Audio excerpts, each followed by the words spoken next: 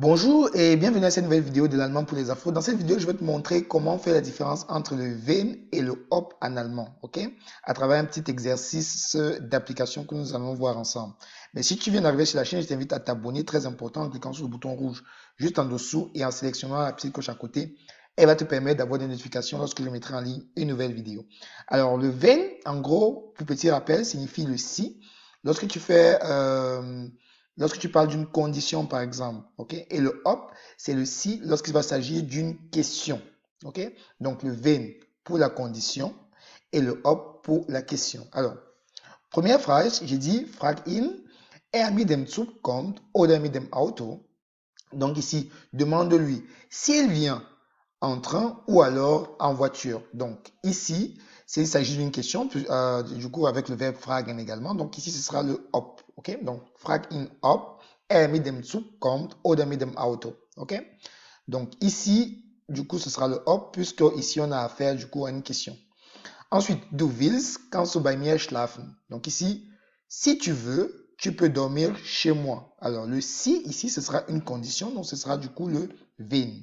Ok, donc vous voyez un peu la différence. Donc le hop pour la question et le wenn lorsqu'il s'agit d'une condition. Ok, mais bien sûr, il faut déjà au préalable comprendre la phrase pour comprendre du coup la différence entre le wenn et le hop.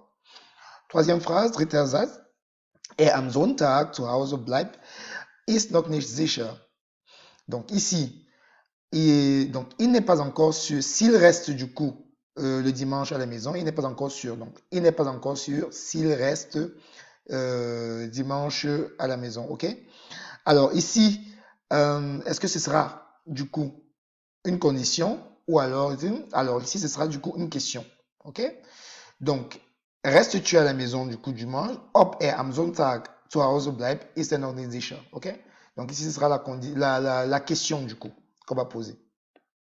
Vierter Satz, weißt du, in Deutschland die Geschwindigkeit begrenzt ist?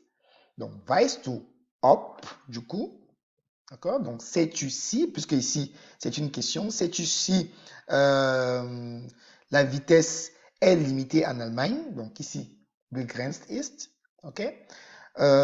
Ich weiß nicht, glücklich ist. Alors, je ne sais pas s'il est content. Donc, ici, ce sera le ob également, puisque c'est à partir d'une question.